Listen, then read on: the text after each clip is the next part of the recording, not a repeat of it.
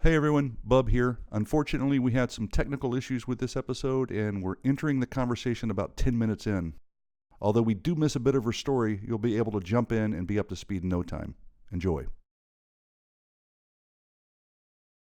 So what was it about the church that came around you that were they just nice, or did they actually share the gospel with you, or how did that work? So Reverend Chris, he was the visitation pastor, and he came to the hospital. It was like it was yesterday. And he just loved on our family and invited us to church, and we went. I remember when my brother was in a coma, they already had my dad. This is a big church. It was 10,000 people in this church. And it was like, they had my dad come up on the stage and say how my brother was doing. And we all went forward together on a Wednesday night, I remember, to accept Christ. Yeah. And I was 11, so had, rededicated my life later, but it was, and then after that, we were all baptized together as a family after he had passed. And it was definitely a big part of my story. It's really where my story started. Oh, for sure. It sounds like. Mm-hmm. Was there any just thinking of how quickly you can lose someone and what happens after you die? I'm sure that's just like, what happened? This is my big thing, I think, because I'm really on this whole forgiveness thing. If you look at my Facebook page, I've given this forgiveness I've seen challenge it in the pamphlet you used to hand out to people too. And, And when you've lost somebody that's just gone like that, I don't get it when people like, I'm never talking to you again, Tell me about it. You don't exist to me, I don't get that. And I never have. And I've had it happen to me. And it's really such a painful thing because wait a minute. What do you think that is? And the key ingredient, I would say, Christ saves you. The Holy Spirit's in your heart. You start to live out like Christ lives. The number 1 and 2 thing to me is love and forgiveness. If that's not present, I'm like, well, what's happening? You can do all these other things, go to church, act like a good person, you can pray. But if you're not one-on-one going, you hurt me and I choose to forgive you, or I love you anyway, I don't know. How are we any different we're not. than anybody else? Yeah. And to me, it's the most serious scripture in the Bible. Well, if you don't forgive that's our Heavenly Father, that came out of Jesus's mouth. I will. He will not forgive you. Like that. I don't know why people don't take that much seriously. How far do you take that? Right? Because I talked to a bunch of people about that subject, and you have, it doesn't mean you need to be best friends or go to that guy's house every day. Let's say someone, shoots your friend. Right. And you're like, okay, now they're in jail. You go visit him, whatever, and there's a timing to it. You just go, I forgive, when the Lord's working on you, right? No. But then you have to try. You have to process it, right? And go, you should process it. I hate this guy, but I got to learn to love him. Yeah, I write about that in my challenge. Like, it's like, I ask all the doctors, his mother-in-law, all the times that I've been late to appointments. Like, I went through this whole thing. Please forgive me. Right, I saw that. And then the next one is, I go, if I've really harmed any of you, please forgive me and please talk to me about it. Let me know. But what if it's someone that has truly, really harmed you and changed your life, for the worst? And that is a whole process that comes about through, prayer, and it's not easy, and you don't even need to do it in person. It's something that is just can be transforming. You have to do it in your own space and time and allow God to change your heart, because you really can't almost do it on your own. It has to be a Holy Spirit thing. Oh yeah, you have to, and that's why I think the prayer is the most important ingredient in that. Right? You're asking you know that you're supposed to, yet you can't. Yeah. And then you're asking the Lord. You're praying like you're going to have to do this in me. It's going to have to come out. Yeah, and you have to be super honest with God. Yeah. He already knows what you're thinking, so you have to be super honest and say, I hate this person, or this is what I'm feeling. I'm so broken in this, but it's the brokenness that really then he can work. There's great stuff that the Lord uses, and especially like in the Psalm 62:8, he's basically trusting the Lord always and pour out your hearts before God because he's a refuge to us. And a lot of people don't want to pour their hearts out. And that's where I think all the damage starts, right? If I don't pour it out to God, I hold it all in. It's never going to come out this way. Yeah. It's funny. They're like thinking, if I tell him, then maybe he'll know. Right. You know, it's then I'll like, have to do something. Yeah. Hello. Yes. Like, not only does he know your words, like this whole thing about words matter. It's not only does he hear your words, okay, and some of the things that people are saying that are just like, do you know that God is listening to you while you're saying that? But he hears your every thought. And so those are the things that we're also going to be held accountable for. Not only just, I mean, it says it very clear in Matthew 5 and 6 that there's the 10 Commandments, but then in Matthew 5 and 6, it goes even farther where it says, you know, if you even bless in your heart, or if you even, your you know, imagination. all that kind of stuff. And that's the most fascinating thing to me about Christ. I mean, obviously he lived a sinless life, which is, you look at that and go, that's incredible. But he was sinless in his imagination. Right. I can't. Yeah. If people put a plug in my head and got my imagination, no one would want to be 3 feet from me. I mean, just Amen. I'm like, okay, does anyone know how did that come into my head? I'd like, stop. And he had no sin in his imagination, which is pretty powerful. It really is. Yeah. And I think that where his not sinning came in with, he knew where he had to put whatever he was thinking or whatever he was fearful about. He knew where he had to go to. He held it captive and did what he's supposed to do. Yeah, that's crazy. So your family walks up and they accept. You said you rededicated your life. So let's talk about that a little bit. When you're 11, you're maybe making a profession for the first time and going, I was just following my parents. Right. But when was the time where you we're actually going now. Yeah, and you're like, okay, no, it's not that I disagree with that, but it's like, but do I even know that I put my full trust in that? When did it make a difference in your life and you knew, no, I actually am following Jesus. I want to. I put him first, and I know I want to follow what he teaches. Yeah, that's awesome. I was 13. Okay. And my parents had stopped going for different reasons, and my dad was staying home from church, and my mom wanted to go to church, and she said, "Where do you want to go this morning?" She asked me, and I said, "Let's go back to that big old Baptist church that we had gone to a couple of years before." And I went to Sunday school, and I met a great friend. Her name is Leslie Gustafson at the time. It's now Leslie Dowd. And we just connected, and I felt accepted, and just that amazing unconditional love from these people. And we came back that night. My mom brought me back to the evening, service that we had. And that night I went forward, and I remember, I remember sitting with the woman after I went forward, and my prayer was just really very just authentic. Yeah. Like, I want this. Yeah. I was being bullied really bad in the 7th grade. What? And yeah. And I didn't really know who my friends were. And so it was this amazing home that I found that was really fun. So the Lord really used happy.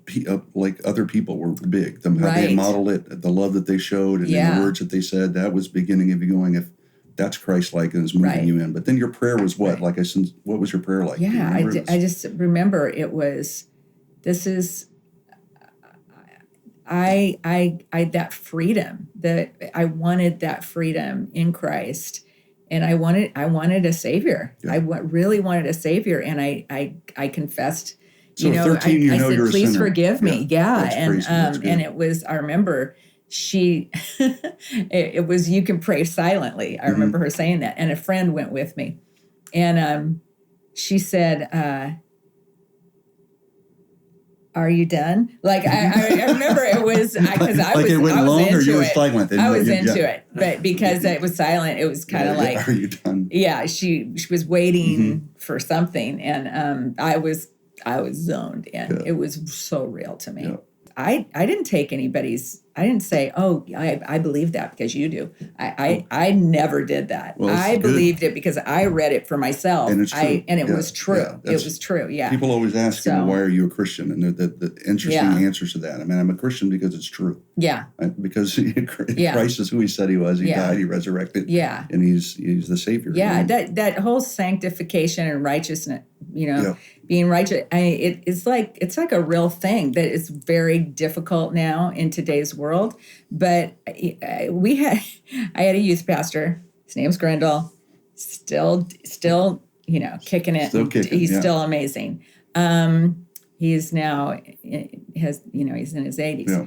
So he used to, for us to go, because we had a huge youth group. There were like 500 kids, just 10th through 12th, because we didn't even have, we had junior high and high school back then in the San Fernando Valley. And so it was amazing. And he just made it just so incredible. I mean, we did the dating game, and we actually went on a date, and he flew us to San Diego. What? Oh yeah, Everybody needs this guy as a youth so pastor. creative, and we always had like the best music and brought in bands, and it was really amazing. But if you wanted to go on a ski trip, a water ski trip, you had to answer. I remember this so clearly. You had to answer 136 questions about the Bible, about God. Love it.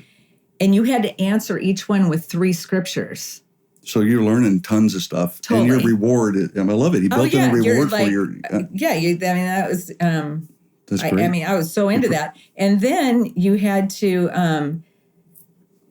memorize the 4 spiritual laws. Yep. So did that. Then you still couldn't go unless you invited an unsaved friend. That's amazing. It was like... So that's what training. That's discipleship. That is true training. Yeah. He takes you along. He gives you rewards. He tells you what to do. You have to do it. And you got to bring someone. Yeah. And are you kidding me that we could get kids to do that today? Well, not today. Well, not without a Grendel. And not without a Grendel. See, that's what you have to have. You had to have the little bit of a fear factor, of like, I can't go on this amazing trip if I don't do this. And he would then read it, and he would meet with you and see, question you. I think it was like I was having a dissertation, at 15 years old. Well, look what it produced, right? Probably out of those 500 people, hundreds of faithful people that stayed the course. So many people went into ministry out of that youth group. That's incredible. So many. And just, we're still great friends with a lot of them, and they're running the race. Yeah. They are running the race for sure. Good. So let's train it. So speaking of ministry and people going into ministry, what was going on in your life after you married Denny and you decided to start a church?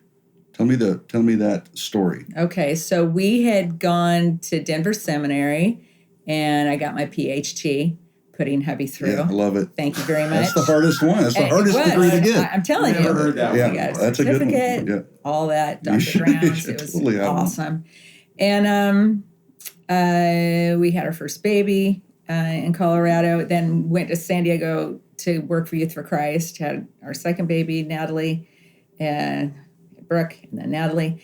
And then we got this great call from a guy named Larry DeWitt. And Denny was at a transitional place. He was kind of wanted to go back into church ministry.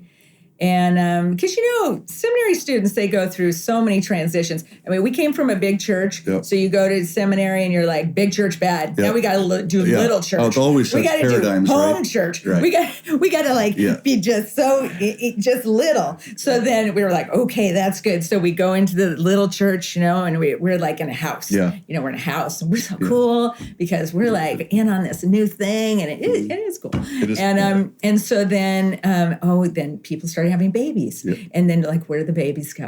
Okay, so the babies are in the bedroom. And we get somebody who goes in there, but then they don't get to hear the preaching. No. And so they're not so happy about that. Yep. And then it's like, okay, so now we're big enough, we need to go into a building. So you go into a building and you get this grade school where, there's little 10 chairs and it's like, nobody wants to invite their friends. It's like, oh, I don't want anybody to come to this. It's embarrassing. And so then you go into that and then you're like, well, wait a minute. My kid needs to be trained. And, some people had teenagers. They're like, there's no youth group. Right. And it's like, see ya, we're going over to this big church. Big church, great. Big church, great. So then, you go back to the big church because it meets your needs. Yeah. That's amazing. And so I've watched these people write books and go through all these transitions of like, oh, we need to go back to this or that and start putting down the mega church. I'm like, the mega church rocks. I mean, seriously. I mean, I want to put a bumper sticker on my car that says I break for churches. Yeah. Because, the church, it really is what makes the world go around and is actually meeting the needs of people. They're actually doing that, tons, and feeding the hungry and, serving people that are going through problems. And it takes a church that's kind of a certain amount of size that your kids want to go because, your high school kids want to go because the youth group, actually their friends are there and they have stuff going on and it's fun. And so I don't understand a lot of the negativity toward the mega church. I just think every decade it swings, right? It does. Like you better go back and just walk the desert by does. yourself. Don't walk the desert by yourself. Right. You need to go do Right. It's always something different. Because the intelligence that it took to get to that place and the Holy Spirit and the people that and the came. giftedness of the and people. the giftedness, the arms and legs and feet. And there's nothing like it when it comes together. I don't care how big it gets, but when it all starts to work. Yeah. Then we saw it firsthand. It just radiates. Yes, it does. I know that's all the Lord's work, but the church is supposed to grow. Sure, you're supposed to tell people about Christ. Babies in the church. I know we may have to change their diapers, but we have to have the messiness of the new believer, and that's okay. And you're gonna be okay and do better the next time. Whatever that encouragement, you have to have people doing that. Yeah. So you guys decided to do that. So then we get this great call from Larry DeWitt. We get called to a church called Calvary Community in Thousand Oaks. And we're there for 5 years. And Denny was a youth pastor. So after about 3 years, Denny being the youth pastor, and it was great. And we grew it, and it was so fun. And we did this thing called Thursday Night Alive, and it had, we had a band, we had athletics, we had all kinds of stuff. Then Denny would give a message at the end, and it was just really cool. So then all of a sudden he comes to me one day, he goes, I think God's calling me to be a senior pastor. And I'm like, oh, no. No, he's not. No. I want to stay in youth work. I don't want to have to wear a bun and do flannel boards. I mean, I don't know where. Where'd you get that? I don't know where. I had great models. Yes, I don't have any idea, but it's just like, no, I'm really not ready for that. Let's just stay in youth work. So he transitioned into like Christian ed or something, and he was getting to preach more. And it took me about 2 years, but it's like God just wooed me into the same situation. So he'd come home and talk about it? It was like, don't let this go yet. Things were falling into place. And so he could have done three things. He could have started a church there nearby. They would have supported him doing that. We could have gone. There were different things we could have done, but God absolutely called us to Dana Point. So anyway, when we go from the school, okay, so I know that, none of this was like easy. You just say it and you remember it. It's like, we snapped our fingers and we had a giant church. But we went through the whole high school thing. But when you ended up in the building, I wanted to more talk about the philosophy of why you came along and wanted to instill the arts. Yeah. At a time where I don't know if anyone was really kind of doing that a lot. And you were like, we're leaving a certain place, but there's got to be an expression of something. What made you? Yeah.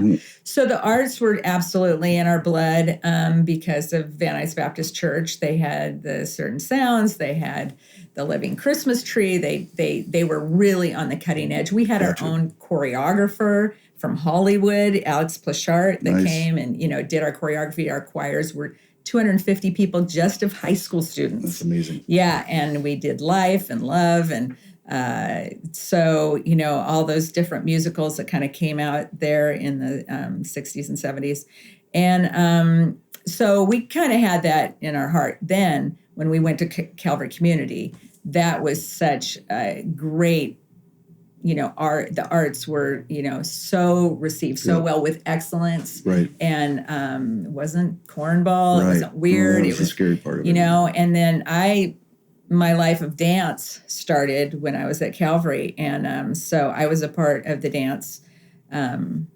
team there at Calvary. Right. And so I got to see it done really beautifully. Yeah. And it was like, yeah, this is not weird. People aren't coming away, men are not coming away going, this is, please get me out of here. Yeah. This is, weird.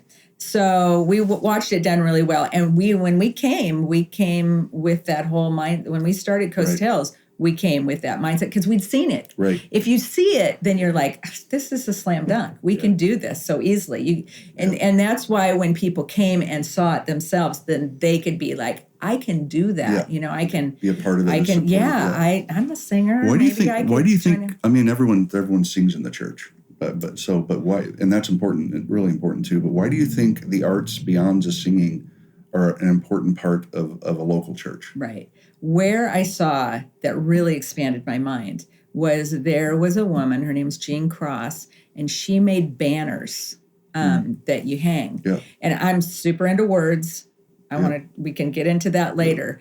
Yeah. But words, if you're sitting there in a service and you're not even listening to the message, you are seeing care, communicate, community. Yeah. You're seeing these banners that the fruits of the Spirit. You're reading those. You're seeing those in front of you. And so she was an artist. She put together these amazing banners that were huge. She's still doing it, making them for churches. And that really, I was like, this is art, And then actually the art at the church, Wayne Fort. Right. And when people were coming to the church that Hyatt Moore. Yeah, Moore. Hyatt Moore. Yeah. Thank you. Yes. Hyatt Moore, his, seeing his, expanding that and the different things of the church that there's so many forms of art. I mean, the drama, that we did, that was so fun and so great. Yeah, just get people to think in a whole different direction and deeper, to go deeper. That's what it does. It's like it shifts your perspective and it gets you to go deeper, and also lets you know sometimes pastors can't specifically talk about something they don't feel comfortable with. Right. So you can pass it off to either back then it was drama, but then moved to media or a short film. Yeah. And it just pulls everything out, and then he can just respond to that and let it take you somewhere. And I think I think a lot of people are scared of that. I think a lot of people are just, let me control it, let me say it. Yeah. Wait a second about the art. And I kind of get it if it's bizarre art and does weird stuff. But I mean, I think it's really important. If they are, I go, really? Yeah. Because, and I know, there's some great mega churches around here that they don't embrace it, but that's okay. Yeah. That's okay. They not everyone should. Actually, there's actually a beauty to going in, hearing 3 songs, and hearing the word of God and hearing God's word and just doing it in a different way. But the whole thing of art, I get that. Some people might go, or there's not how to wield it, and that's okay. They're looking at it through their lens of how they remember what they think of as art. Kind of like you did when the senior pastor thing came up. And you thought, I'm going to wear a bun. And just like, no, that's not how it's going to really be. You don't have to wear buns.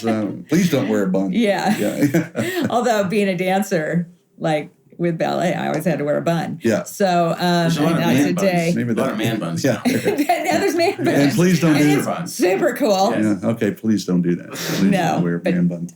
So fast forward a little bit again. Churches actually growing was that I look back, Bob and I talk about it, the Aldens, everyone, the Kelsos, you guys, there was something special about a 12-year period that, the Lord just blossomed. But then kind of out of the blue, you do this thing, the Kingdom Assignment. Yes. Where did this come from? And let's talk about these 3 books a little bit. So I know exactly where we were on the 101 freeway. We were still at Calvary. And we started talking about, wouldn't it be amazing if we handed out money in church? So this was I think it was 15 years Wow. that we were doing Coast Hills before we did it. Yeah. But so it was a thought, but it was a thought, and it was just be like, that would be so fun to do that someday. So the movie Pay It Forward came out. We had $10,000 from a missions fund that ended up not being used. There was it's just everything. God just made it all fall into place. And so on November 5th and 6th, 2000 of the year 2000, we Denny with $10,000 wadded up in his pocket. He called for volunteers, so 25 in each service. And they had no idea what they're getting at the into. time. No, Right. they did not know. They thought they were going to have to dance, or sing. something. Yeah. They had no idea. But he said right that day, he said, this is an assignment. It's a kingdom assignment. And he took it from Matthew 25 of the parable of the talents. And it had 3 rules. When he handed it out, they were laughing, crying. They didn't know, but it had 3 rules. They had to realize the money wasn't theirs; it was God's. Yep. They had to do something outside the walls of the church. They couldn't just put it in, put it in the offering, and walls of the church. And then they had to report back in 90 days what they did with it, which is just really kind of modernizing the parable of the talents. Right. And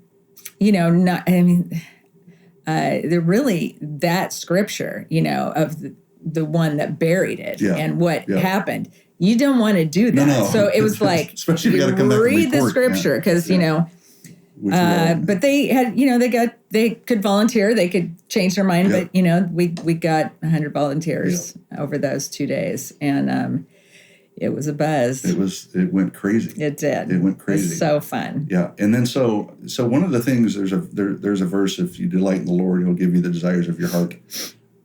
When I look at your life, I know as tragic as some of the stuff has been, you've been kind of, touched differently, blessed in different ways that other people really haven't been. Like you had a dream to be on Oprah, and you end up on Oprah. Yeah. You follow the American Idol world, and you said, hey, what if I could go minister to them? And they welcome me with open arms, and all of a sudden, all these contestants are staying with you, and you're ministering to them.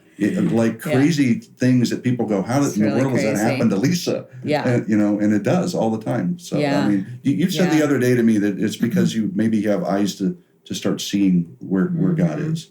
Because he's around and he loves you, and he's always tapping. But some people just don't have eyes. But you see God, and this will be a fun part of this, because in some regards I count you as like a mystic. The God, he's got his kind of normal where he does stuff, and then he steps over, and there's these Elijahs, and all of a sudden you're like, an oracle. She's and then all of a sudden you're telling stories of these amazing things and remembering all the little strands that God did. That's pretty crazy. Let me just jump off on that in regards to how God hears your thoughts. And one of these mystic things, so people aren't going, I knew it. Yeah. She was not crazy, not a crazy mystic. One of those people that the Bible talks about that you stay away from. So I was having a hard day, and I'm sitting there watching the show Fixer Upper. Right. And I normally am walking around, but I just this one day I'm just like watching. I just was just kind of like low that day. I think I'd gone to counseling, and so I was just processing that. And I'm watching, and I go, oh man, backsplash, that farmhouse sink. Chip and Joe, my man. goodness, that is just those cement counters, and just all the different things. They had indoor shutters and, shutters on the inside of the house. There was just everything about it. But I remember that backsplash. That was pretty amazing. So I think, adventures are kind of over for me, and we'll talk about that in a second. But adventures are over for me. And I remember standing up and thinking this exact thing. I didn't say it out loud. I thought it. I said, God goes to prepare a place for me. I'll have shiplap in heaven. Yep. totally thought about that. And it was very real to me. I was like, he said he's going to prepare a place for me. If I want shiplap, it's going to be there. He's it was so real. Something amazing. Yeah, He knows something you amazing. so well. Yeah, exactly. So the next day, our daughter Brooke texts texts me and she's like, Mom, there's this house that came on the market. It's from Fixer Upper. This woman, she married a pastor and she had to move away, but they couldn't sell the house until the show aired. I'm like, oh, that's so interesting. Okay. And she goes, you and Dad should, look into getting that. So and it's in Texas. It's in Texas. Yeah, so it's in not Waco. Down the street. It's in Waco. No, she had all these kind of thoughts and plans for it. So, I said, yeah, look into it. So her and I had lunch that day. We didn't talk about it. Later, as I got in the car, I called her. I said, did you check on the house? She goes, yeah, should I? I'm like, yeah, check on it. So about an hour later, I'm at Spectrum Mall and walking around, and she calls. She goes, Mom, so I called. I reached the realtor that she said she had 17,000 inquiries on this house this day. And she said that she just took her finger and just went like this because there were so many phone calls on her phone that she punched Brooke's number and called Brooke back. So she goes, Mom, I really think you should call her. Yeah. So I called her, fell in love with that Southern accent. Yeah. I mean, those people there, I just love it. I can turn it on really good. I'm sure you can. So we kind of fell in love, and I'm listening to it about it and stuff, and she tells me what episode it is.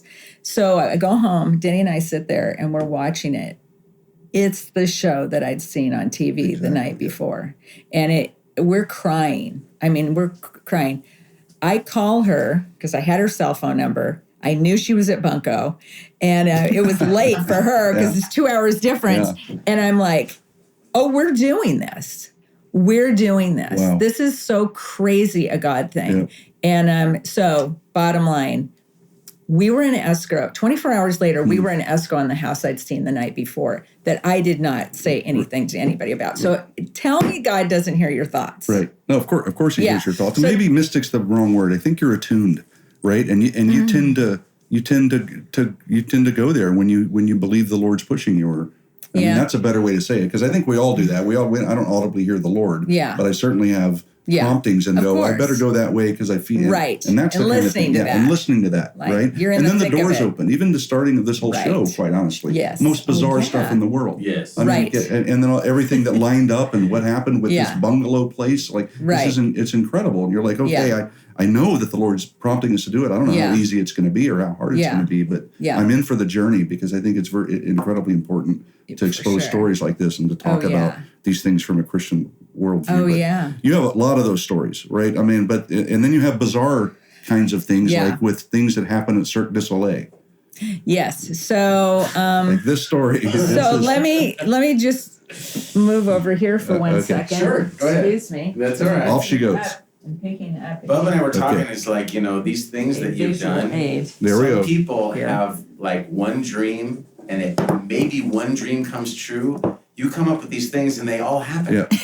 They all happen. It's pretty crazy, and how they're and I am telling stories. I am writing these stories down. Well, a couple of them are on the Bob and Bob show, so that's good. So they'll be forever. So I have this. This was the Kingdom Assignment book. Yep. This was the first book that we wrote. The second one was What We Do with the Treasure God has given you. And the third one was the third assignment, What Will You Do with the Time God has given you. And the one about time was about the least of these. Right. And that's where we go into having eyes to see. Right. And that is, I mean, it just drives home, having eyes to see stuff that you just don't see before. So kind of coming off that. Right. But so I'm at a women's retreat. I'm speaking at Forest Home, and I'm so excited that I have a product table. I'm like, finally, I have something that I can put out there as mine. And I was so excited about it. So I set up the table and I put all the books out on everything. And, it's a story about when we gave $100 to 100 people. And what God did, and it was just really, really cool. Actually, the first book came out on September 11th, 2001. Yeah, that's crazy. It was really wild because it was perfect timing for how do you help people. So, so I'm setting up the table. The director comes over to me. She goes, Leesa, can we have one of your books for our raffle? I'm like, sure. So I opened it up and And I, signed it and gave it to her. The woman who won it came back later and she said, "Isn't your book about giving $100 to 100 people?" I'm like, "Uh-huh." She goes, "Yeah, mine's all about the sufferings of Job." I'm like, "What?" So she brings it back to me. We switch books. This book, people, is not our book. And it's the only one we've ever found. It came to me. I mean, it could have gone to some bookstore somewhere. Sure. But it was right in the middle of a run inside our book. Turn the page. It's a misprint on a book that is about Job. It's her book. Job is in our book. The Sufferings of Job. What? And fortunately I got it. Put a chill up my spine. But pretty crazy town. So that's never happened. Not any story I've ever heard of happening. That's crazy. So what happened when you saw it and talked to her? So she just said, "Yeah, mine's all about the sufferings of Job." And I'm like it's a different book then. Yeah. And that's then impossible. Yeah. So I came home. I called Zondervan. I called. It's by Eugene H. Peterson, and I didn't even know that they had a separate. It's the Message, separate of the Book of Job. Just Job, fitting in Peterson, this size inside of your. And there by Nav Press, it wasn't Zondervan in like crazy. So did that girl or that lady that came up with it need to read that book? What did she talk about reading it? I flipped it with her. I gave her one of ours, and I got this. Okay. Yeah. So I actually didn't sit down and read it. I told the story and everything, but I didn't sit down and read it. So crazy things started happening to me after this happened. So you got the Sufferings of Job misprint in your book with your thing, and then suffering started happening. It did. I mean, this leads to certain desolation. Physical. Somehow, one of the things that happened was when I got home from the retreat. Just a critical spirit. Getting critical spirit from people. From people about the thing. About like, just why are you doing this? Relationship problems. People just being accusatory and in different ways. Just hurtful ways. And I'm just it's to make me grow. Yeah. It's okay. And I remember my daughter going, "Mom, that was super mean." I'm like, no. When you're a speaker, you need to learn things like this. It's okay, but it hurts. I could cry today thinking about some of the stuff that was said. So then, physical pain. My elbows started hurting me. I was like, it's just this constant, thinking, I need to get to a doctor about this or that. It just kind of started permeating my life and relationship stuff that had never happened in the past started happening, and, difficult things. Like we were talking about before, I'm never speaking to you again. Right. That kind of stuff where it's like, whoa, where did that come from? Yeah, what did I do? You can't make it right. You can forgive all you want. It's not gonna make it any better. And so then I had emergency gallbladder surgery. I had to have my gallbladder out, woke up in the middle of the night in tons of physical pain and had to have that removed. And, recovering from that was super hard. And then, we started transitioning out of Coast Hills. So Denny made the announcement that he was going to step down, but he stayed around for another year and a half, and that it was time to start looking for a new senior pastor. And I'm having to surrender my position that I had felt very comfortable with. And there was a lot of difficult things that were happening with that. Hard. And then the clowning blow.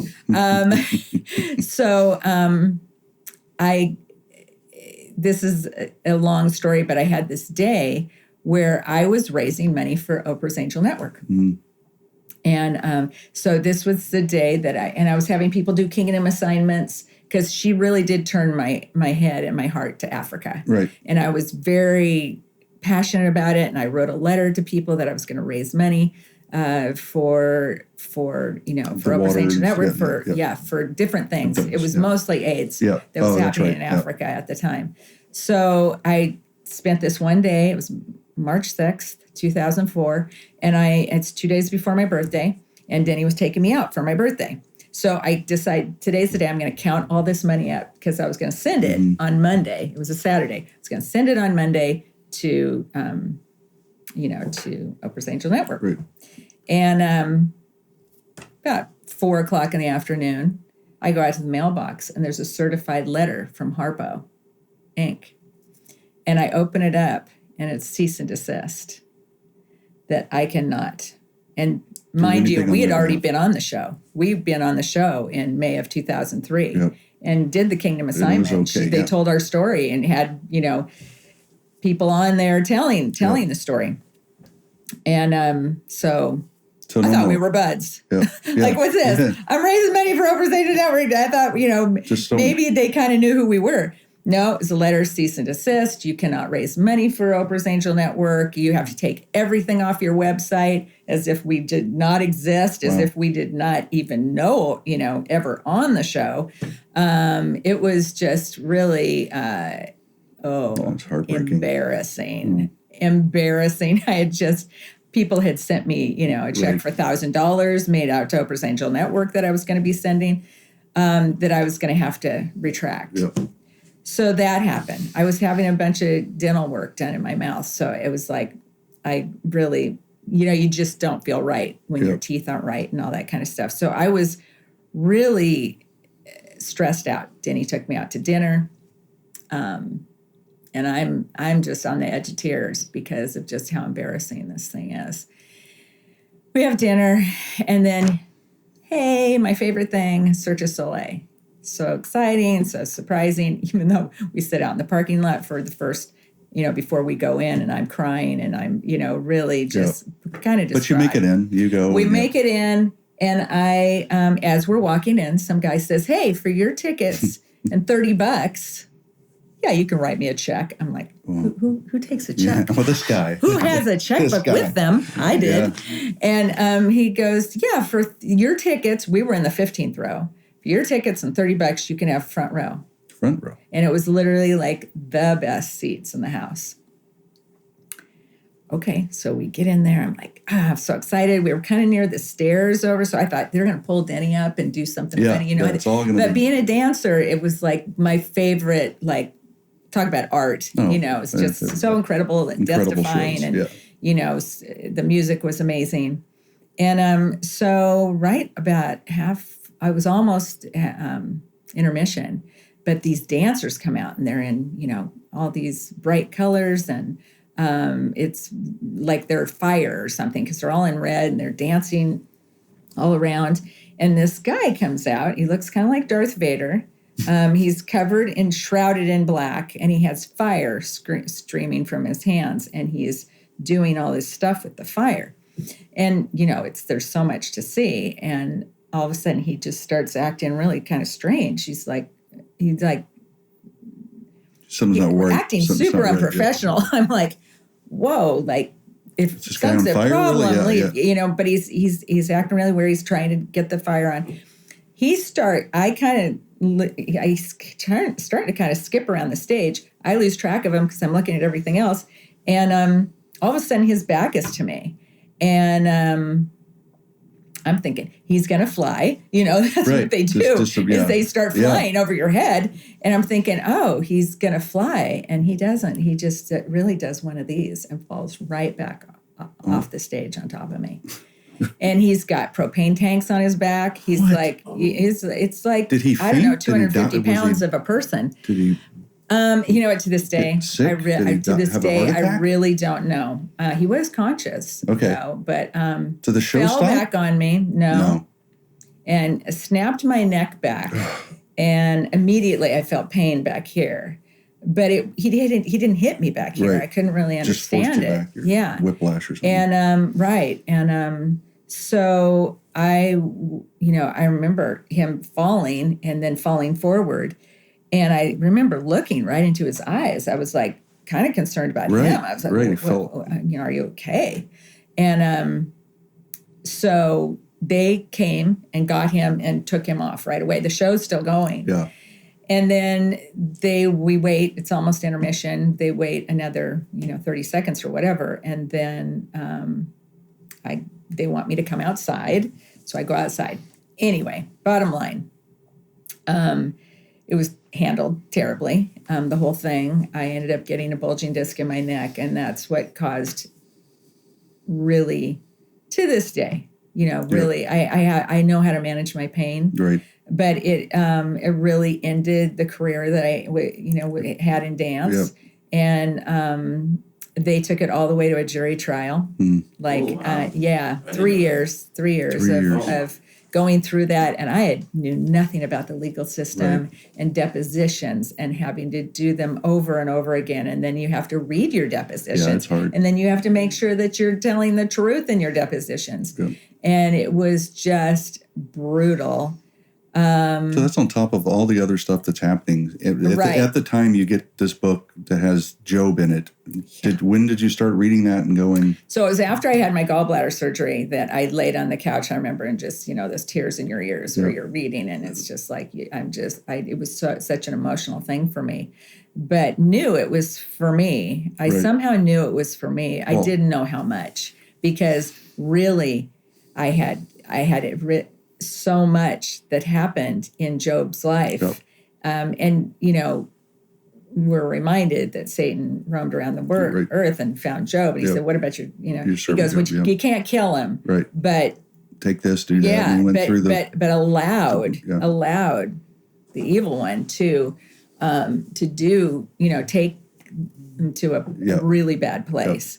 And it went on. I've got so then you have tons of volumes of stuff. Right. So you have all that, and then the story. You read the story. You start to understand at least a perspective of why God would allow suffering.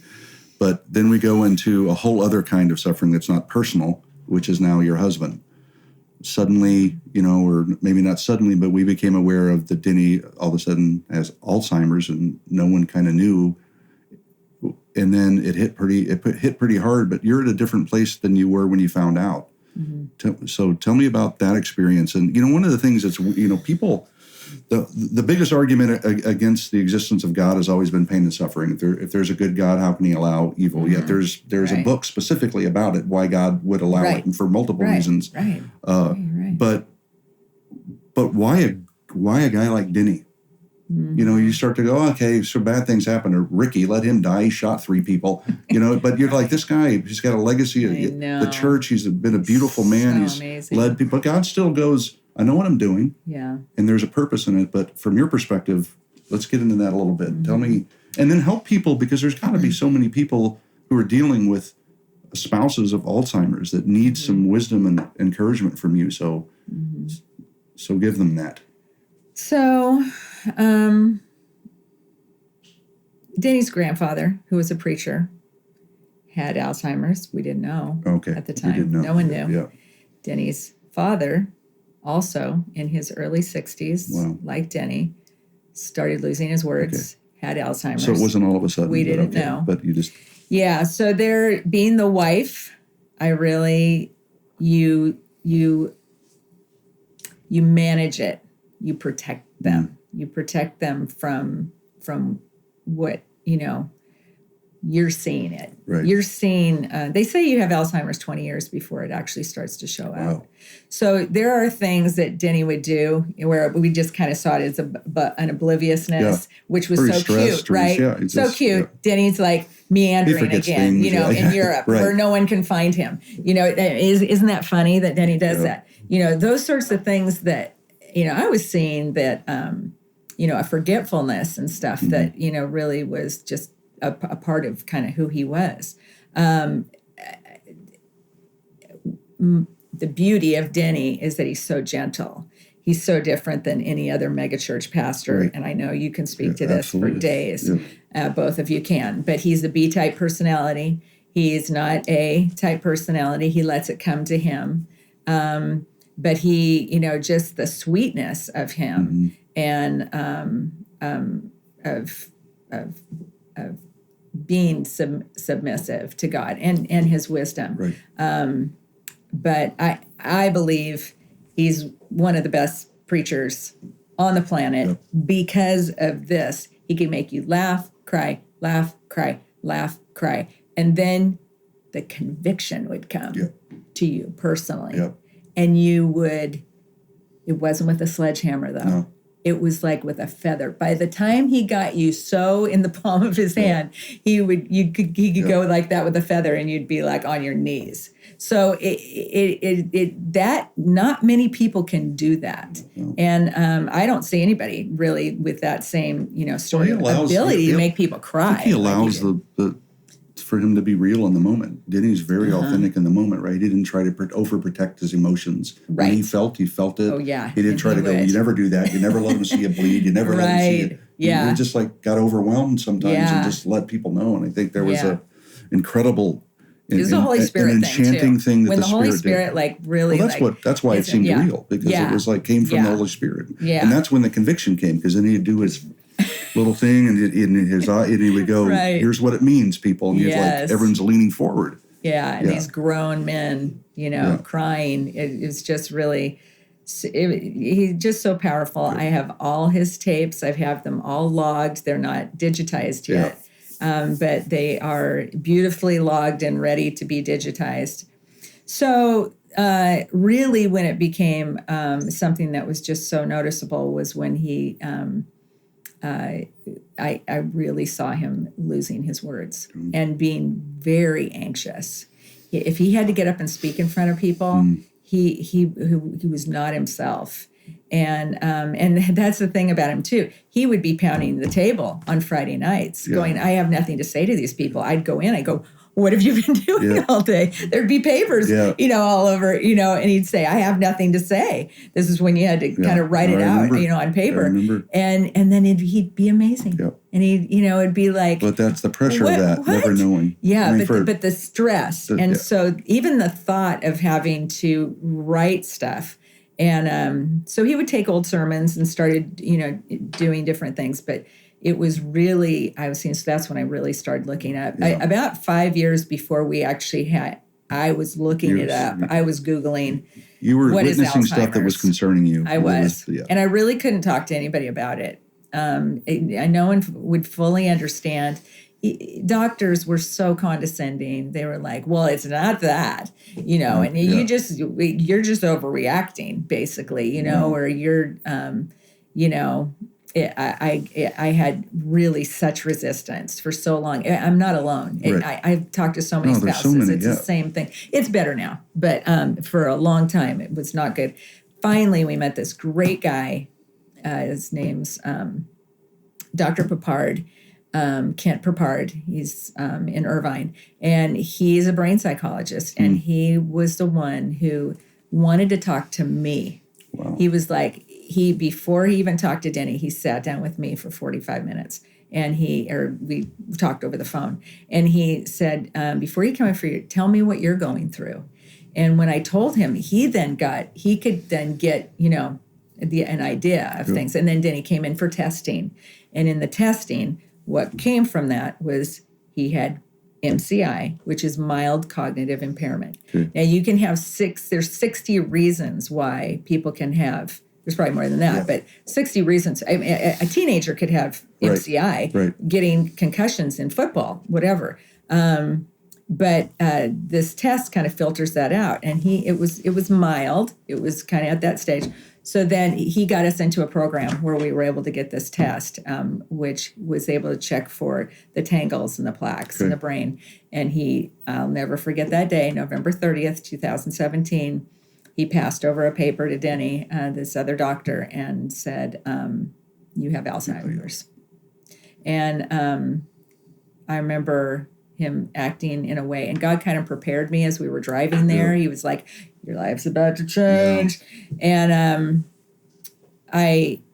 he really, he was taking it hard, and I could tell he was shocked. And so we got out to the car and we hugged, when we walked out of the doctor's office, and then we got out in the car. I said, "Look, Betty," I said, "you could have lung cancer and have 4 months to live.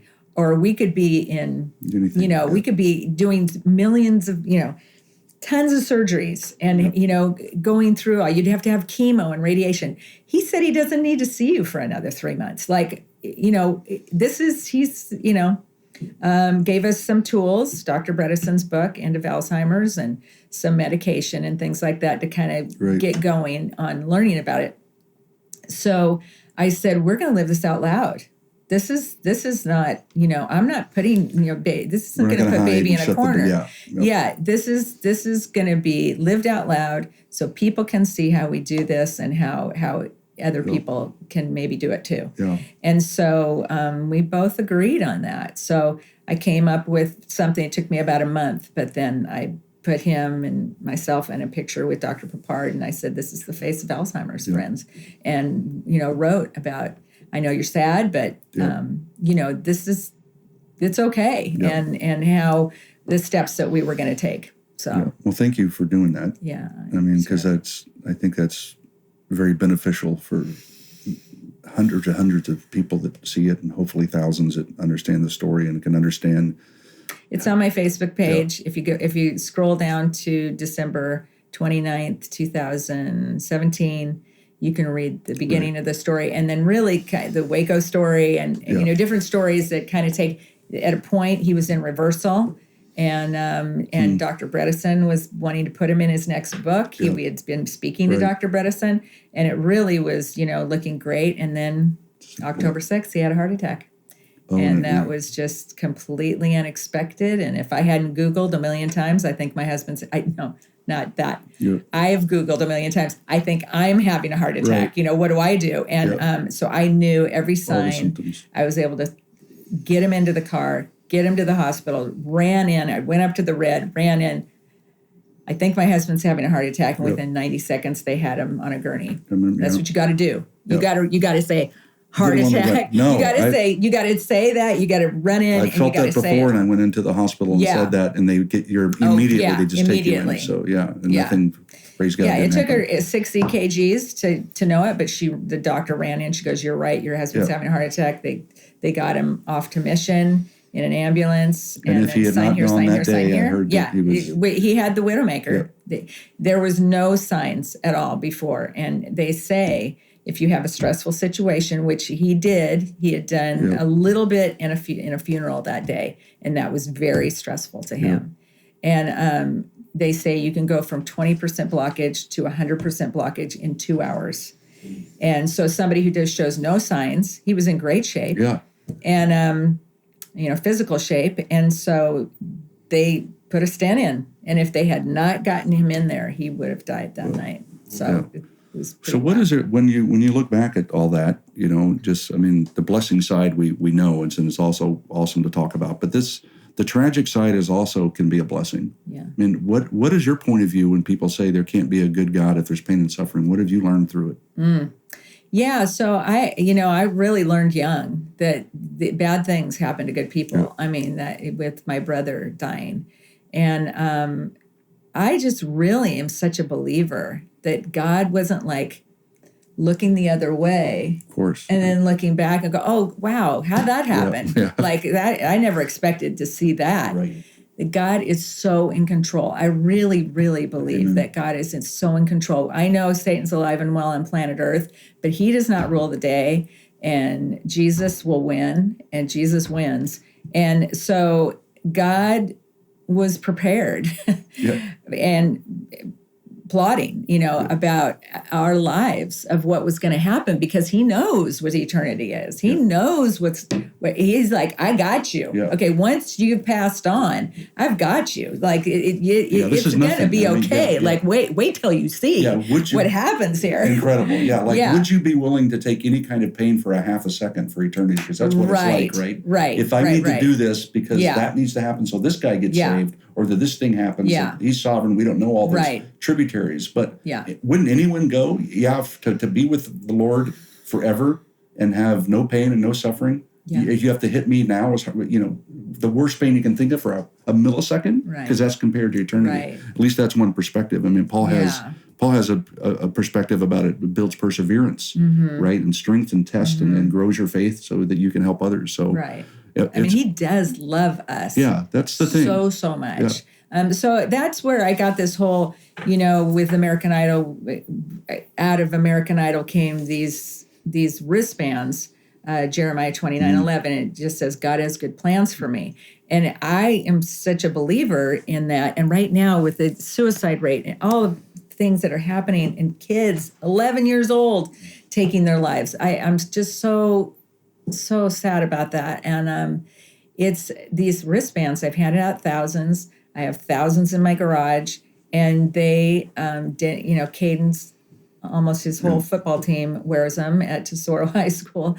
I mean, a lot of the kids do. And, Caden has had his on. My grandson has had his on for like literally 4 years. Yeah. Like you can hardly see the lettering on it anymore, because that kid, and every kid, needs to be reminded that God has a plan for you. There is something, and it's a good plan. And that it just right around the corner. You just have to hang in there, and not give in to whatever that feeling is that you have. He would certainly, his plan and his hope is, in like Peter says, is that all get saved.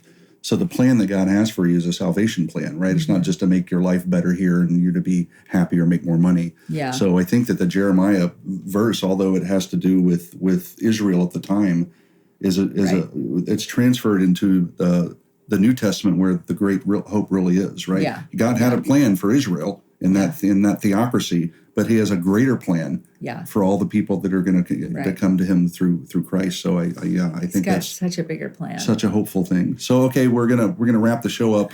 Here's the thing that I'd love you to do. You got about a minute and a half, and you're on an elevator with all these people, and the last thing you're ever gonna say. Okay. Look in the camera there, and say, "This is what I'd say to you guys," and then that's the last thing that you've ever said.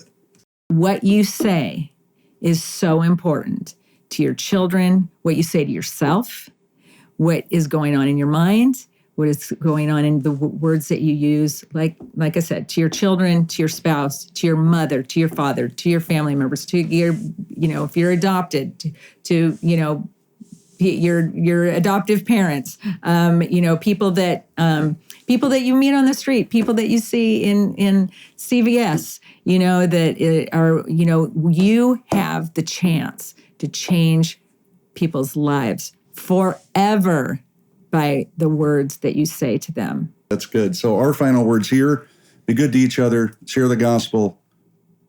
See you next time.